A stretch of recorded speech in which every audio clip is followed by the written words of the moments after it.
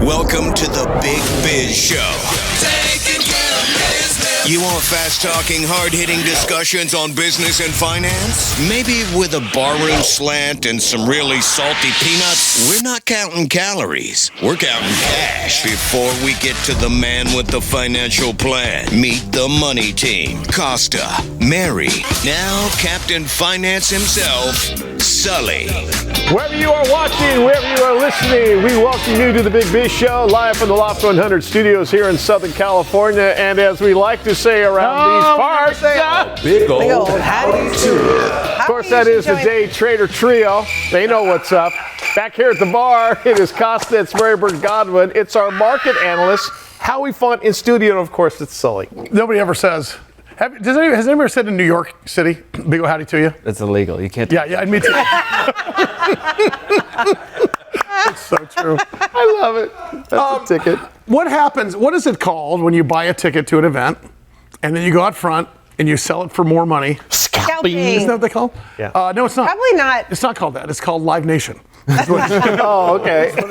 It's what it's called. I got Live Nation. When you go to buy a ticket and they're all gone, you're 4 seconds into the Because not Ticketmaster, well, I guess Ticketmaster as well, but Live Nation Ticketmaster let brokers come in early, right? Yep. What's the relationship between Ticketmaster and Live Nation? Live Nation is a promoter. Okay. And Ticketmaster. They contact managers and agents to get the bands come to their events. I'm not sure what it is, but there is some ownership or something. Yes, there is. There is, Like right? the Fed, Howie. It's a lot. It is a lot like the Fed. The people that use it own it. We just don't know how much they own it. No, it's absolutely true. No conflict of There's interest. Legislation and sausage. The FTC, Federal Trade Commission, is going after Live Nation or has gone after Live Nation. Talk about that. Yeah. So this is kind of the follow through on an executive order that President Kid Rock signed in March. I mean, the president with Kid Rock.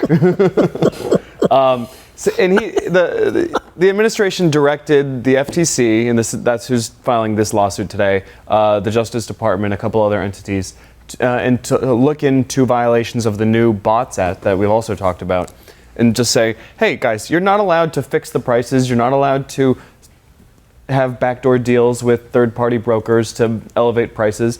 And Kid Rock's point, and why he wanted the president to act on this, is that the artist should be the one getting the money, and also they should be the ones that have the relationship with fans, the business relationship. Yes. All these intermediators are ruining it and gouging, basically. Yes. Because Taylor Swift tickets are worth, in the mind of the consumer, let's just say something crazy like $5,000 a ticket on average, depending on the seat. She's only charging, say, $1,000, and there is a market need that's being met with these brokers, but that's not what Taylor Swift wants. So Taylor Swift, go ahead. And as big of a piece of this is a bait and switch that comes with it. Yeah. Saying you can get Taylor Swift tickets for $350 face value, and there's one pair there, and the rest of them you have to buy. But so can she not set the price of the ticket that she does wants? set the price of the ticket, but it's a free market economy. Once she sells the ticket to Live Nation, once Live Nation collects her money and goes to a ticket broker, not my name, not my cert. You heard yesterday Charles Allen say on the air, meaning that if your name's not on the stock certificate, it's not your certificate. You can do anything you want with it. Yep. Not your name, not your cash. Once the cash goes in your hands, it's not your cash anymore. If someone gives you cash, it's now your cash. Bottom line is they've given her cash for what she set. She can't know whether she wants to or not. She can't control it. What some artists are doing, to chase a rabbit here, is refuse to do business with Live Nation because they charge more. But they're basically a monopoly. How hard is that for someone who's not? You're right. But unless you're Taylor Swift or Justin Bieber. But can Taylor Swift go to, let's say, Allegiant Stadium in Las Vegas and say, hey, Allegiant Stadium, I want to have my concert here. I think Live Nation has most of the large venues. Oh, so they've already contracted. Because I would find a venue that doesn't and say, hey, Sully Stadium. It's the Kobe Swap Meet parking lot. But it's too small, right? Or Sully Stadium, I'm going to have my concert here. I'm going to sell my tickets through my website. Well, Mike, you also have to have that up. Wait, but you're talking, I'm going to sell my tickets to my website. How? You have to have the apparatus. Sure. Oh, no. Well, no. That backbone, that infrastructure is a huge. That's where they get That's a payment structure. That is an inventory structure. That is one app for every single concert, every single event. We'll continue arguing. Coming up next in just a second. Sorry, Taylor. I was trying. All right, keep it here. Much more to come with the Big Biz Show and Howie Font. Don't go anywhere.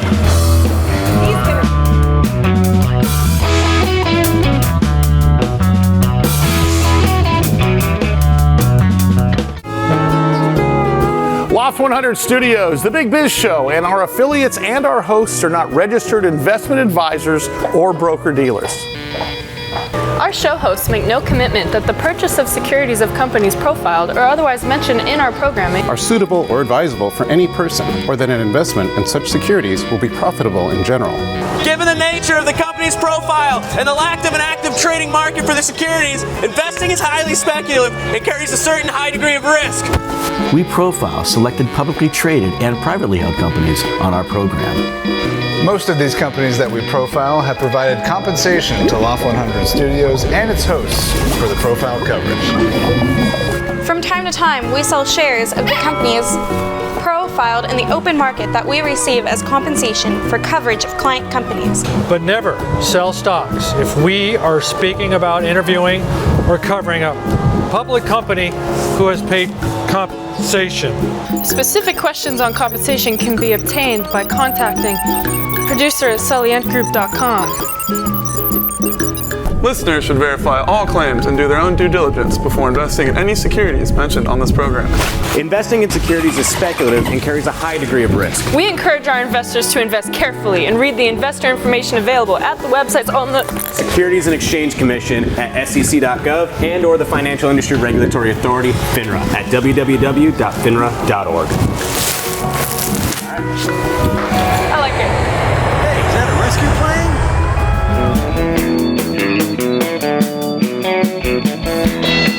Oh, it is the Big Biz Show.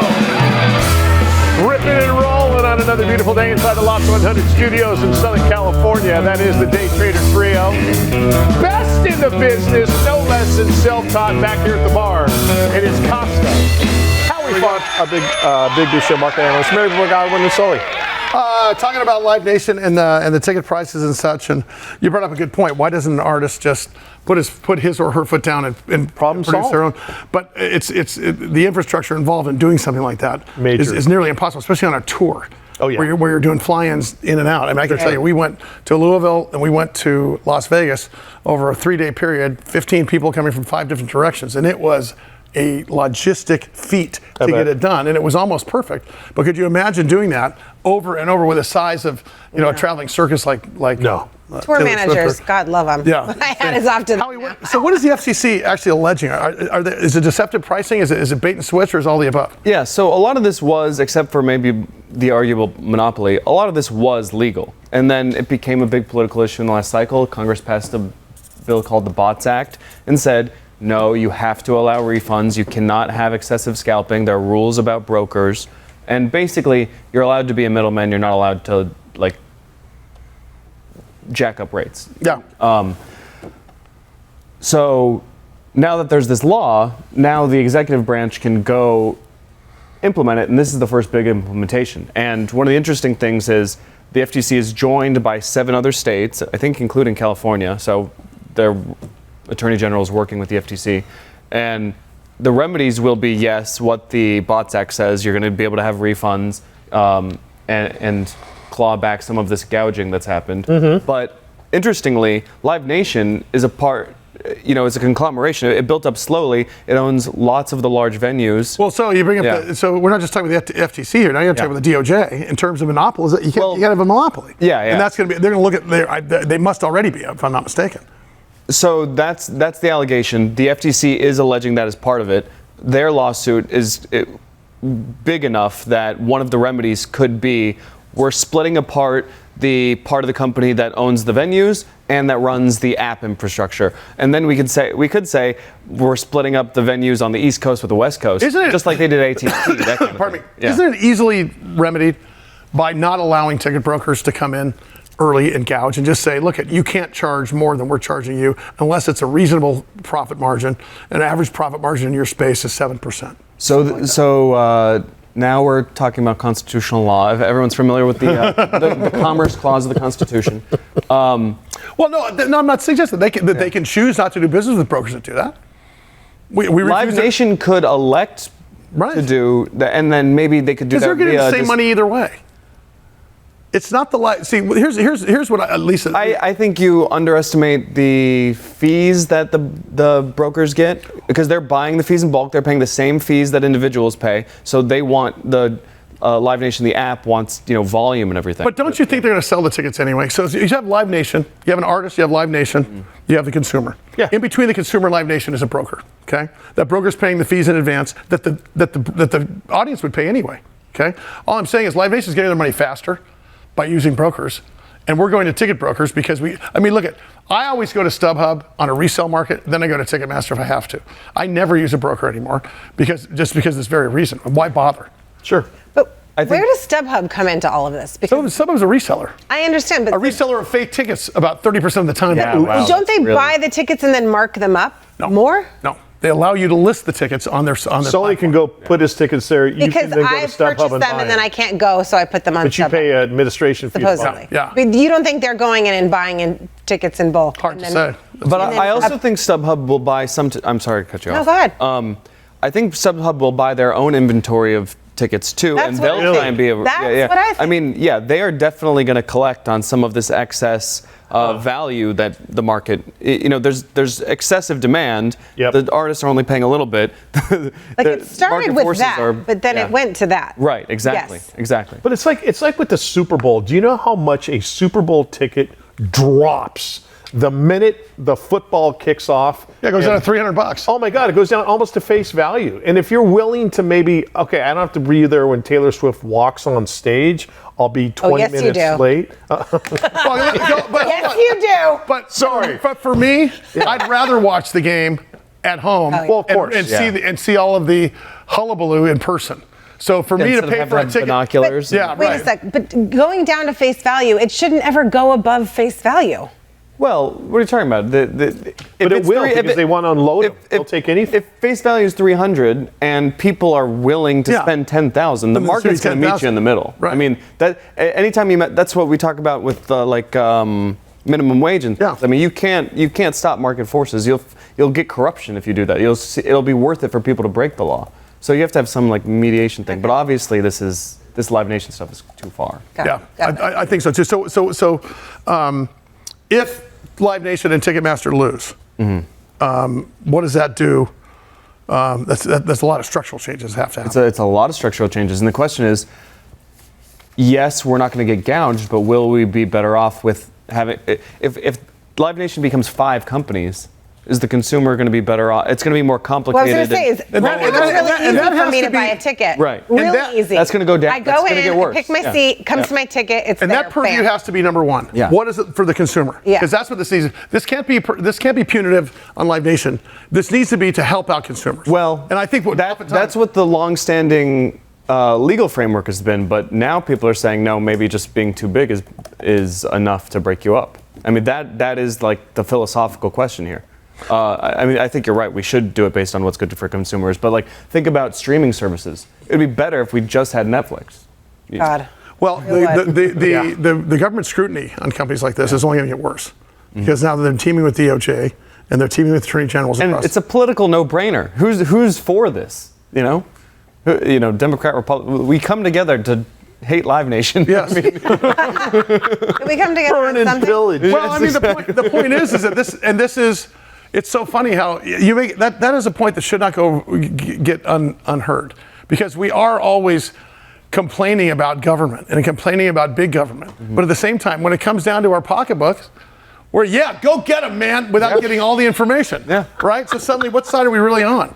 Yeah, I mean, they have to do better. This lawsuit should exist. Don't misinterpret what I'm saying. I'm just saying there is this value problem, and maybe face value of tickets has to be more expensive, and maybe we just have to have in New York, that capitalist haven.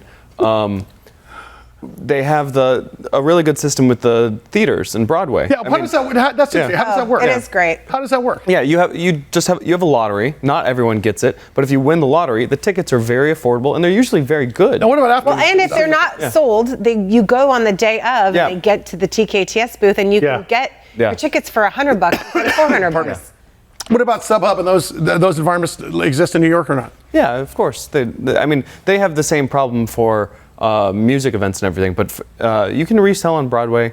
you probably have the same market up for things like Hamilton and everything. But but all the shows have the lottery system, and that's what's good. I mean, and there's no gouging with like the lottery, the ticket. Do you get face value if you go to TK? I don't think you're allowed to resell lottery tickets. Oh, okay. Yeah. If you go to TKTS, you get them at a discounted rate. Usually. Sure. I mean, Well, maybe discount not, to or if you go brokers. to the will call of the theater, that's when you really get the best. How do you do that? What is that? What's that? Will call.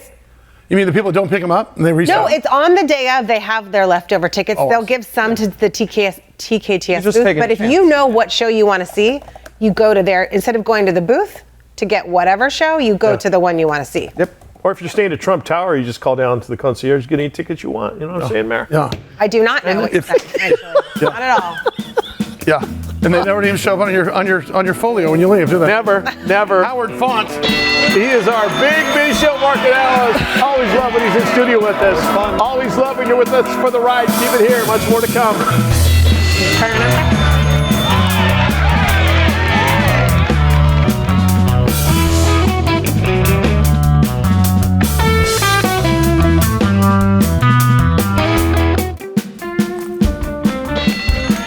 Big Biz Show continuing wherever you're watching, wherever you're listening.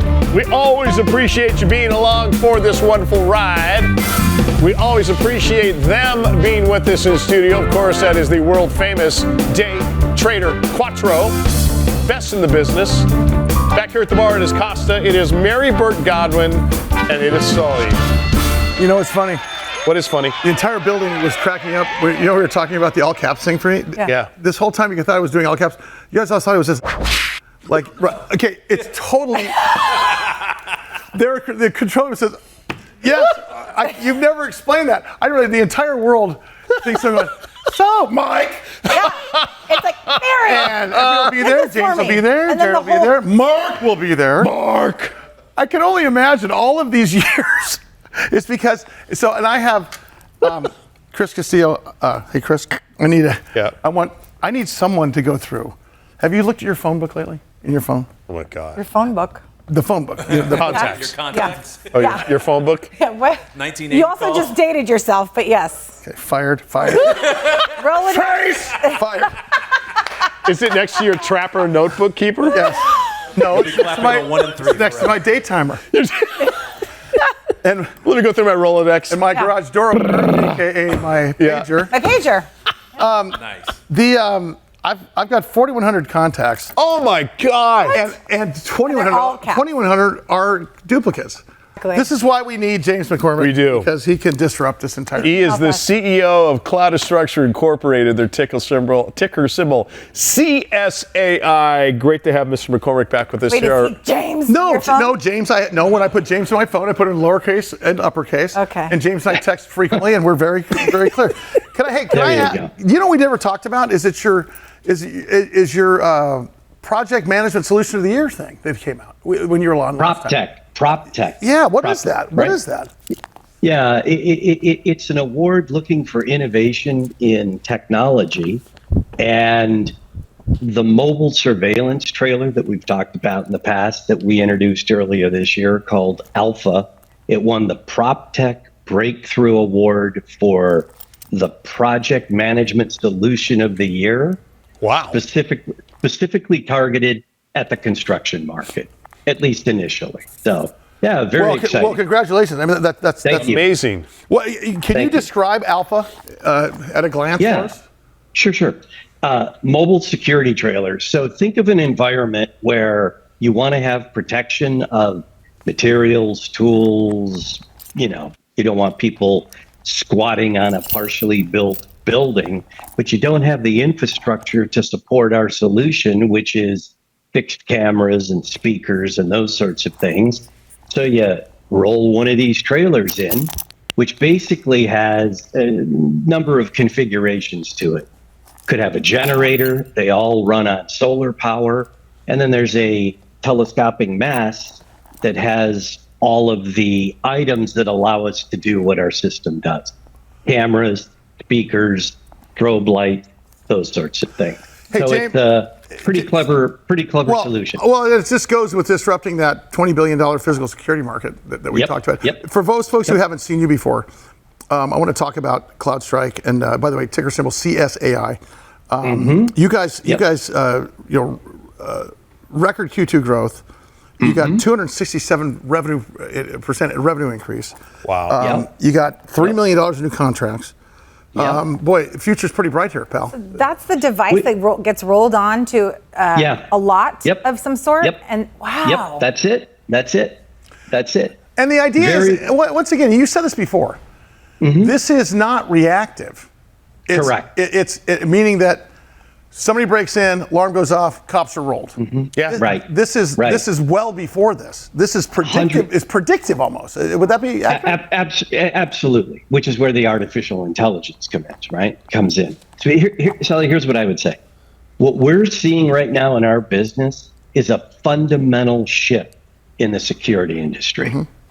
Every customer that we talk to that doesn't have an upgraded solution is no longer satisfied with a legacy system that simply records events. They want help preventing incidents before they happen proactively, and that's exactly what we do. James, is it safe to say that you are that wanted big brother that is literally watching? And as you said, it's not like, okay, we'll send somebody in 15 minutes. Boom, we are on it now. It's an interesting description. The wanted big brother. Never really thought about it that way. Well, I'll tell you why that's important. Do you remember the Boston bomber? Yes. And remember how they caught him? Remember how they caught him? Yes. They caught him with the Big Brother streetcar cams. Yes, absolutely. I'm just assuming that had they had this technology back then, oh my God, it may almost have been prevented.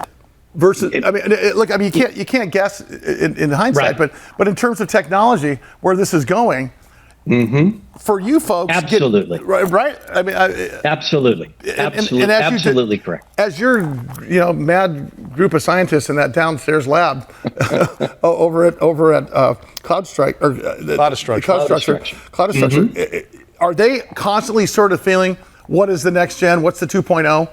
100%. 110%. Yes, they are. They're constantly thinking about the next solutions, the next evolution of artificial intelligence, the next evolution of how we can make our solution better by refining what we call tags, right? Hey, there's someone in the parking garage. Are they just going to their car? Is that a set of car keys, or is that a crowbar or a Slim Jim that they're using? Hey, James, when a client, and I know that you're CEO of a public company, but for your sales staff, when a client's on the other end of the table and says, "Hey, we already got cameras in the parking lot," what is your elevator pitch to say? Yeah, but what? How do you describe that? What is that? Sure. What is that? Sure. You already have cameras, but generally stated with a historical system, that's just hooked into some sort of a network video recorder that gets overwritten periodically, and good luck finding the actual footage of something that happened last night, right? What we do is we index those searches, right? We or these events, we make them searchable and executable, much the same way that Google indexed the web. So if there was a car break-in, right? If they wanted to go back and look at it, they could go, car break-in 11 p.m. last night, boom, there's the video. Whoa. However, let me just say this. What we have demonstrated for years now, and again through the first 7 months of this year, is a 98% deterrence rate. What does that mean? Dang. We capture videos of possible threatening events. If it looks like, based on our algorithms, it's something that needs further intervention, that alert will go to our remote guards who are actually looking at multiple screens at a time. They can look at it and determine, oh my goodness, that is someone trying to break into a car. They can talk them down using our speaker system, saying, this is a secure area, et cetera, you're being monitored. And 98% of the time, they pack up and they leave. You don't want to do that. Clearer. You don't want to do that. Yep, exactly. The picture is really clear, right? Super clear. Wow. Yep. The company is Cloudastructure Inc. Their ticker symbol is CSAI. Cloudastructure.com is a website. He is the CEO. Mr. James McCormick. Thanks, buddy. James, always great to have you on the show. All right, keep it right here. Speaking of the show, there is much more to come right after this.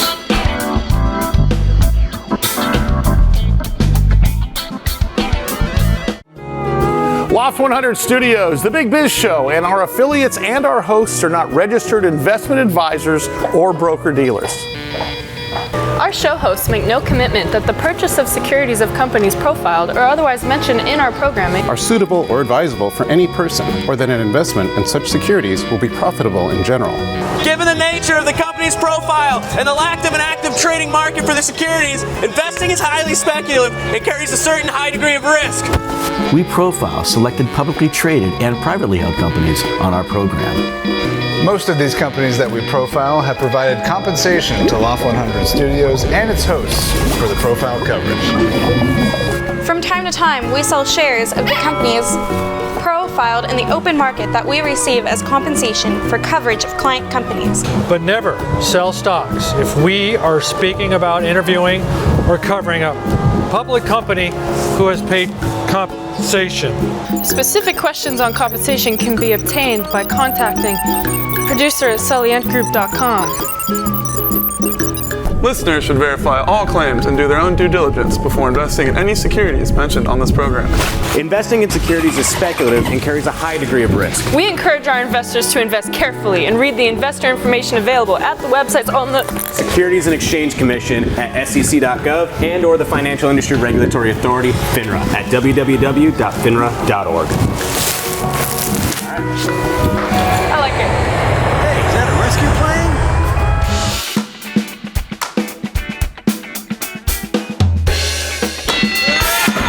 Wherever you're watching, wherever you're listening, it is the Big Biz Show. In over 175 countries, all the ships at sea, we always say thank you to the brave men and women of the United States Armed Forces. You can hear us on the American Forces Radio Network. That is the Day Trader Trio. I'm Costa. This is Sully. Show rolls on. Well, as we roll on in life, you start thinking in terms of, I can't remember a time that when I didn't wake up with something hurting. I mean, honestly. And I stay super active.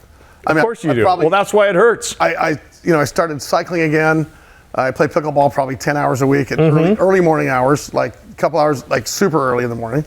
Surf a lot, try to do functional fitness, but I swear, it's always like, well, then you start thinking in terms of when you start getting old, there's things like prostate cancer.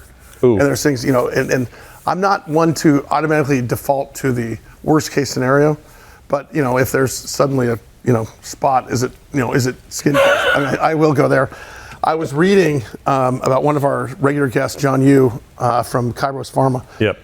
They're publicly traded, KAPA.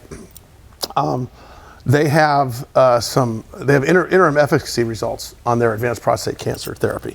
So we thought we'd bring him back in here. Remember, these guys got almost a $900,000 grant from the Department of Defense to support lung cancer patients. They've got the prostate cancer trial going on ENV105. We thought we'd bring him back in because we can't get enough of him, number one. But number two, it's timely and it's selfish that we're doing it because we want to know. Oh, exactly. John, how are you? Good to see you.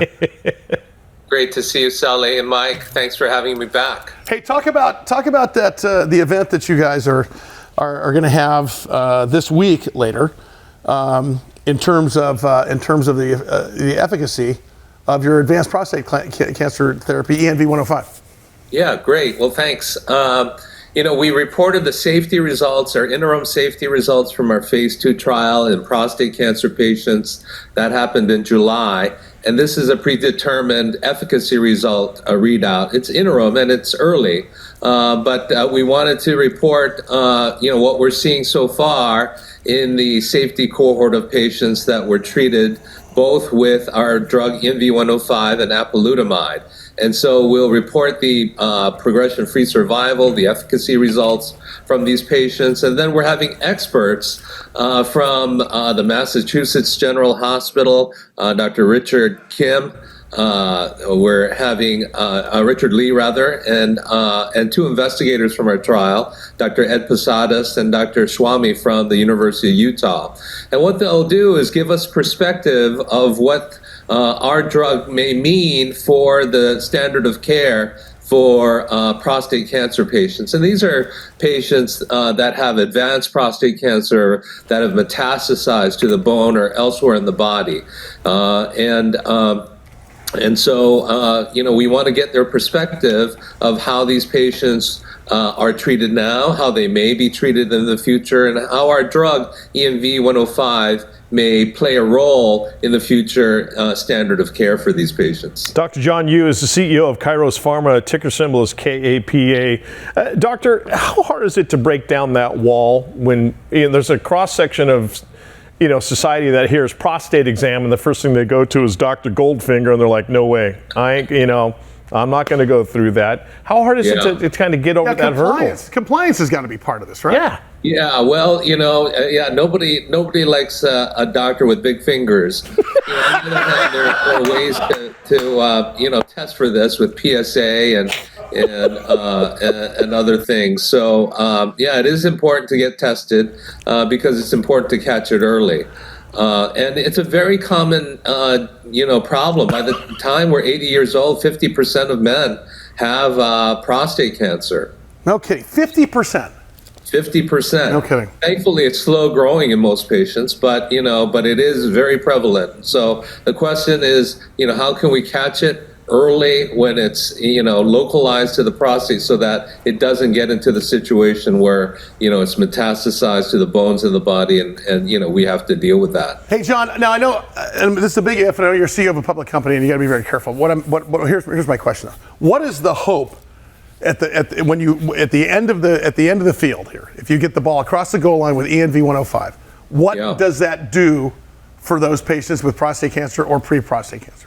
Yeah, so what it does is it gives them a therapy that's very safe and relatively non-toxic for a cancer drug, and it allows them to stay on their anti-androgen therapies, which are all in all pretty innocuous drugs, for potentially years of treatment. And so it kicks the ball down the road, but hopefully it makes prostate cancer into a chronic problem rather than one that's acute and that kills them, within several months. It makes it into a disease that, kind of like diabetes, that you can live with for years. Hey, can we turn the page over to your lung cancer patients? With how we first met you, is that still a therapy that you're chasing down, or is that taking a backseat? Yeah, we are chasing that down. We're doing a phase 1 trial right now. We're doing a dose escalation part, and then we're going to report the results of that in the next few months as well. And so, what we hope to show is that this drug is not just for prostate cancer or just for lung cancer, which both are huge, targets and huge patient populations, but we've also shown it relevant for colon cancer and breast cancer, other widespread cancers. So we think this will be a game changer in the field of oncology, allowing drugs to work for a longer period of time and hopefully making cancer a chronic problem that we can deal with and not something that kills us immediately. Here's my question for you for the remainder of the year. What do we have? 5 months left of the year. You got about a quarter and a half, then you got 2026. What do you focus on right now? Do you focus on more studies? Do you focus on raising capital? What's the main goal? Thankfully we have a low burn, so that our capital goes a long way. And as you said, we have NIH grants, DoD grants that support our trials. We have a donor that's supporting one of our lung cancer trial completely. So funding isn't a huge issue for us. But, we want to get these trials completed, and we want to pursue partnering activities along the way as well, so that we can work with pharma companies that we can collaborate with, allowing their drugs to work better. So that's what we're really focused on over the course of the next year. Dr. Yu, going back to the lung cancer and the number of patients in the United States, we'll say, is that just, it's got to be more than just people who are smoking, right? There's got to be a bunch of different forms. The type of lung cancer that our drug particularly treats is EGFR-dependent lung cancer, which is treated with Tagrisso. And these are patients that get lung cancer that hasn't smoked one cigarette in their lives. So, this is becoming more and more common as smoking gets less and less common. So these types of lung cancers that just happen to, ordinary folks without even having smoked is pretty common. In fact, about 45,000 patients per year have EGFR-dependent lung cancer, and that's the patient population we're targeting. His name is John Yu. Dr. Yu is also is an acting doctor. He's not just a figurehead for no. CEO. He's in there. Chairman. I mean, he's the guy there. CEO of Kairos Pharma, ticker symbol KAPA, making every guy out there glad Shaquille O'Neal went into the basketball, not proctology. All right, keep it right here. In the words of John Yu. Nobody likes a doctor with big fingers. We're back after this.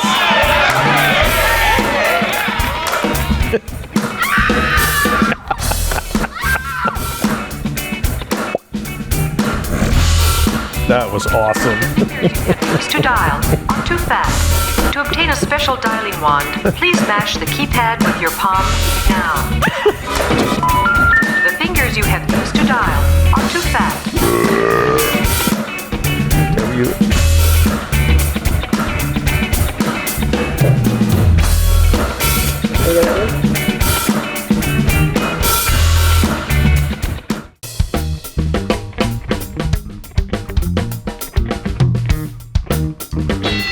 Big Biz Show rolls on.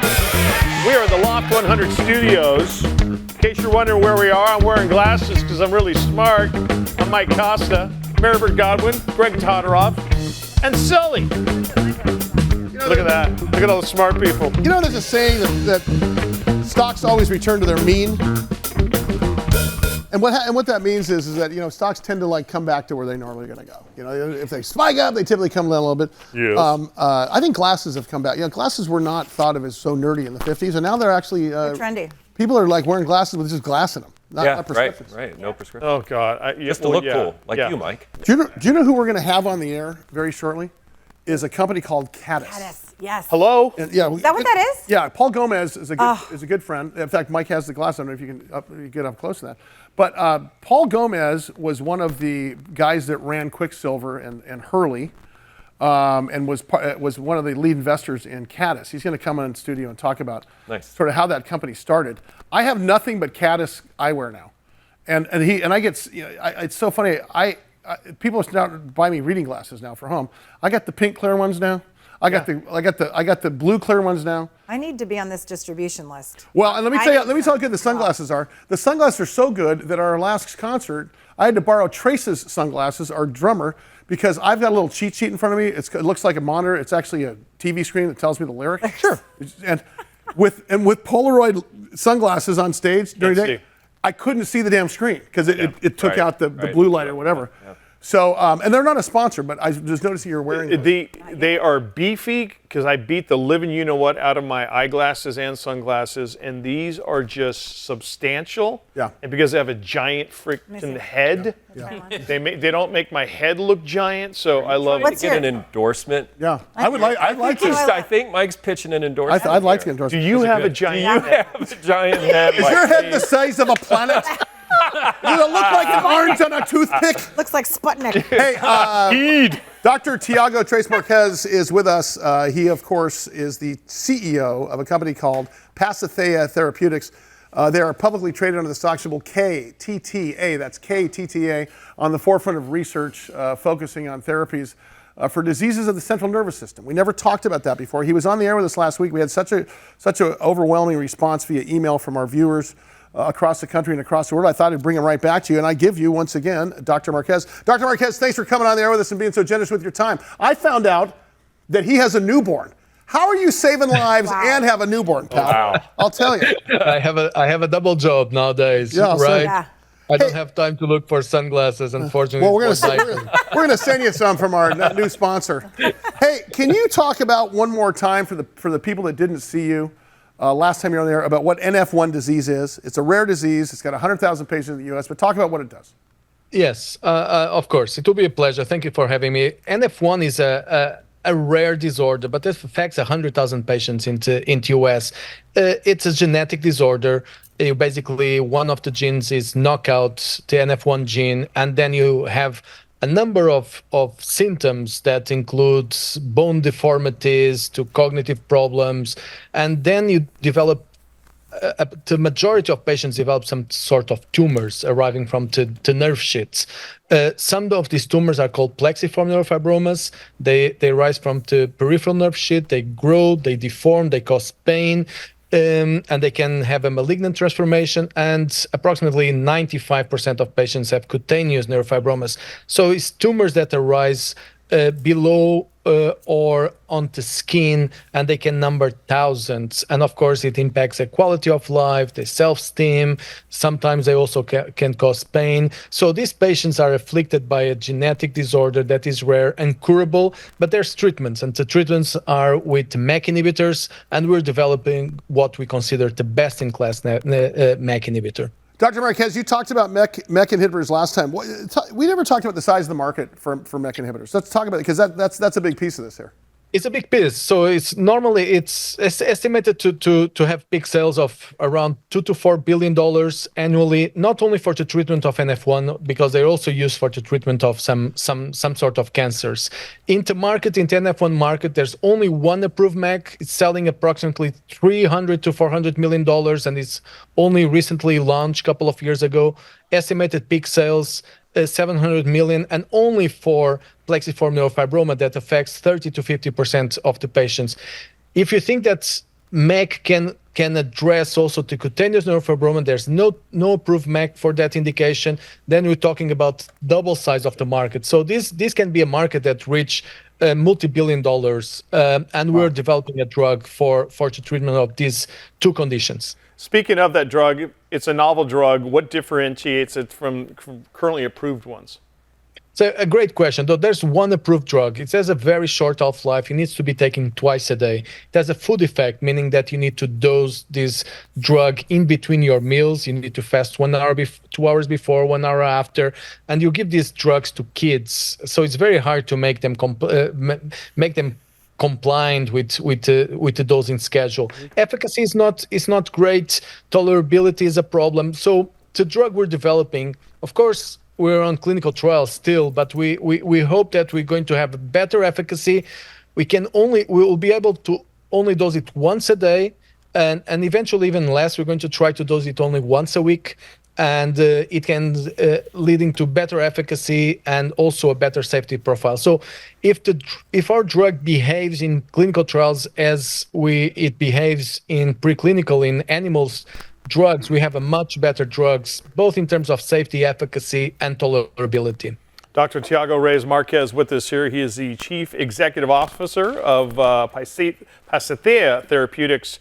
It's easy for you to say. Yeah, their symbol KTTA. So, Doctor, you were just touching on this a little bit about the development. Can you talk about where you are exactly in the clinical phase trial and what you can expect in the next year, 3, 4, 5 years? And thank you for that question, because you need to test these drugs in people for the drugs to be approved safely and to show efficacy before the FDA gives you to go ahead to market this drug. So we started on phase 1, and we're doing this phase 1 in oncology, in cancer patients, and we're just testing the efficacy, of course, but mostly the safety with dose escalation, giving higher and higher dose to different group of patients. And by the end of this year, we're going to start our trials in NF1. That's the next stage of development. So soon, by the end of this year, we're going to see news on starting the NF1 trial, and we're also going to show some data on our existing cancer trial. So we have a lot of data coming up over the coming years. We have a very thoughtful drug development program, and with the aim to bring this drug as soon as possible to the market. His name is Dr. Tiago Reis Marques. Of course, the name of the company is Pasithea Therapeutics. KTTA is their stock symbol, KTTA.